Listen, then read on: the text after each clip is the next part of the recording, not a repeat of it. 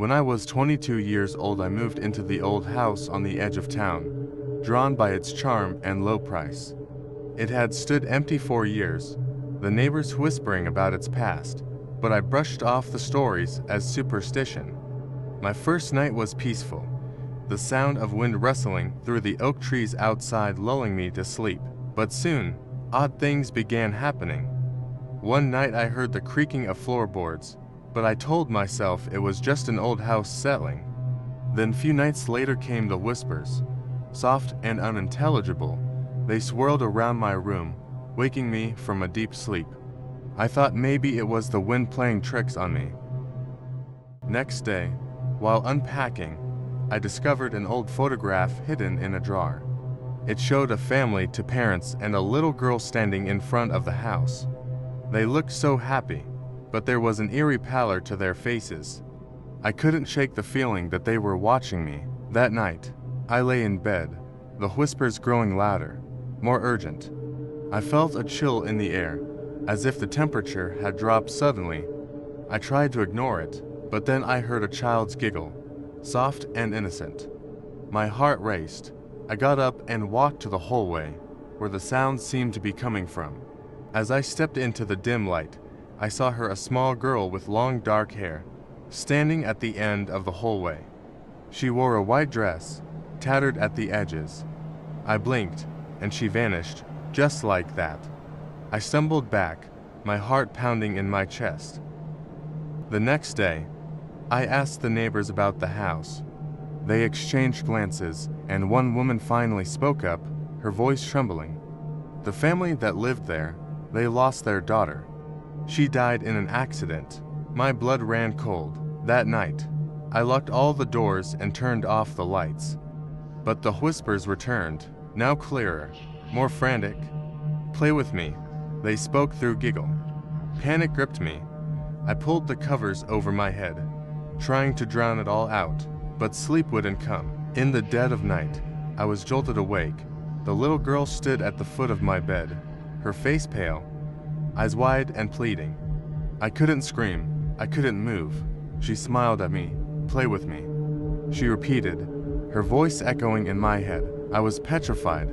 Again, I pulled the covers over my head, terrified by this encounter. When I looked back at the place where she was standing, she was gone.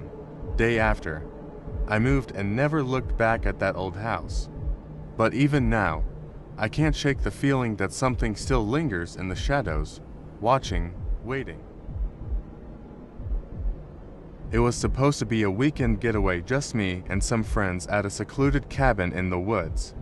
I was excited to unplug and escape the city, but as we drove deeper into the forest, I began to feel a sense of unease. The cabin itself was rustic and charming, but something about it felt off.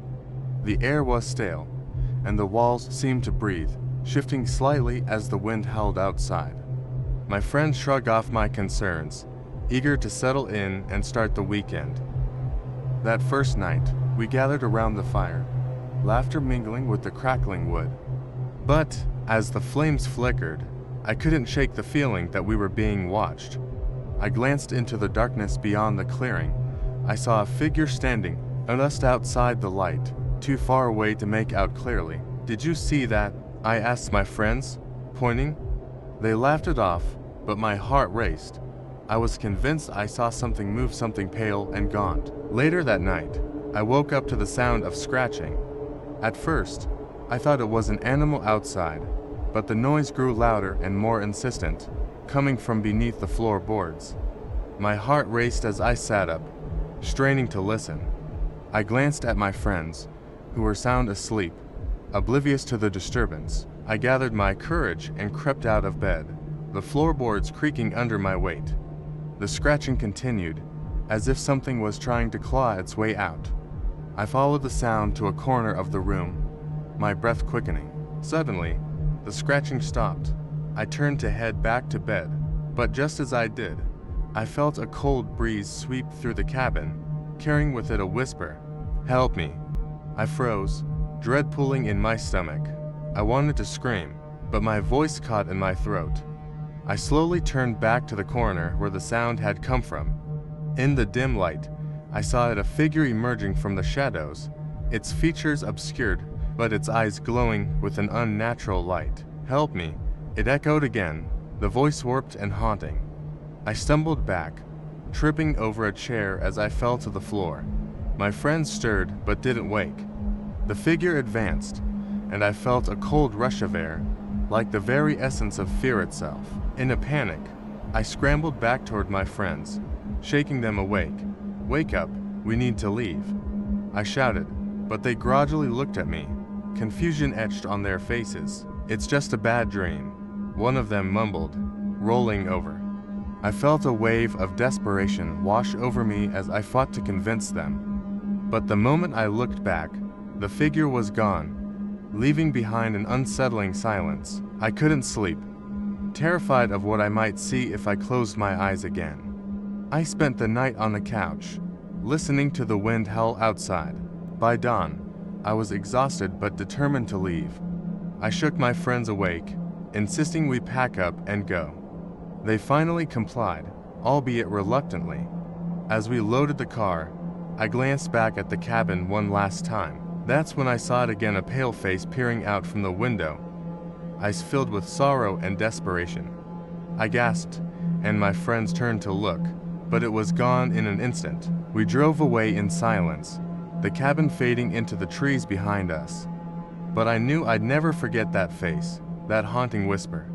Sometimes, late at night, I can still hear it echoing in my mind.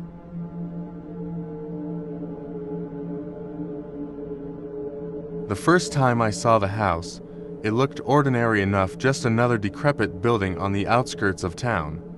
But the air around it felt different, heavy with unspoken stories and long-forgotten secrets. I had recently moved to the area, and my curiosity got the better of me. I decided to explore. The front door hung ajar, creaking softly as if inviting me in.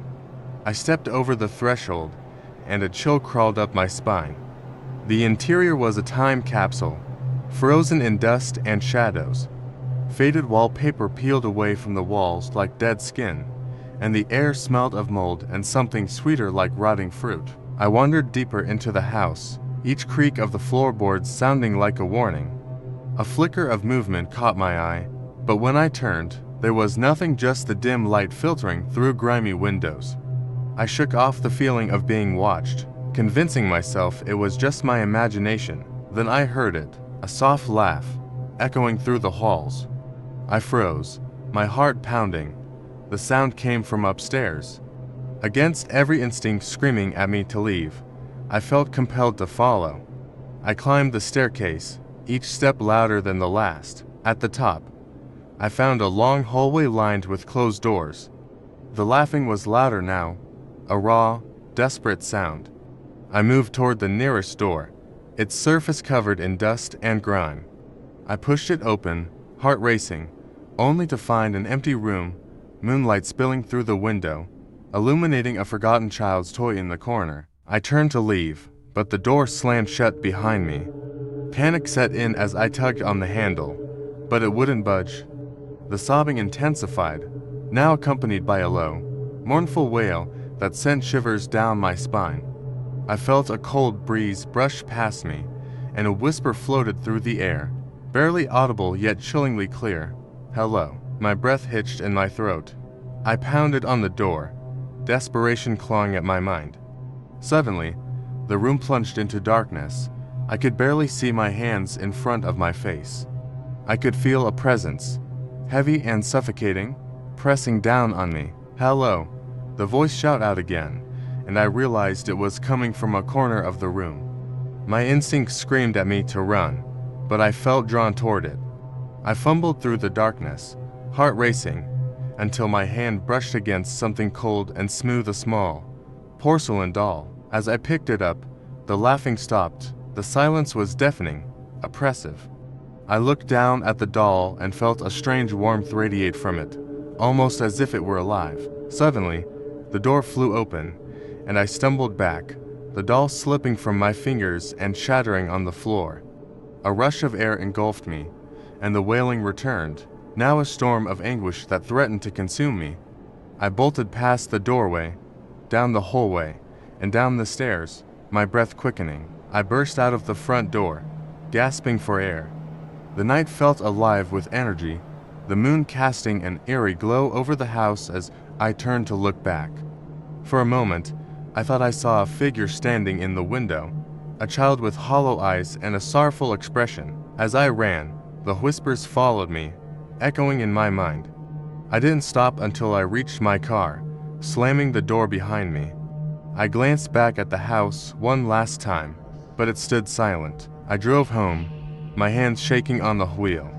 No matter how far I run, I fear I will never truly escape the haunted memories of that night.